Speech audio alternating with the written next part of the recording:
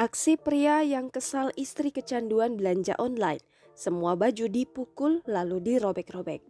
Sebuah video menghebohkan viral di media sosial. Terlihat seorang suami tanpa memakai baju meluapkan kekesalannya. Hal ini terlihat dari video mengisahkan tentang istrinya yang selalu belanja online. Akibat tingkah laku sang istri membuat suaminya menjadi naik pitam. Barang belanja dan istrinya menjadi sasaran amukan suami yang begitu kesal dengan tingkah laku sang istri. Pada detik pertama, video sang suami dengan balok kayu memukul baju yang dibeli oleh sang istri dilansir dari Instagram omg.indonesia.id. Kemudian suami membanting baju tersebut. Setelah dibanting, seluruh baju tersebut lantas dirobek-robek. Terlihat sekali rekaman video tersebut direkam oleh dirinya sendiri. Video tersebut dikomentari oleh publik yang menonton video tersebut di kolom komentar Instagram omg.indonesia.id.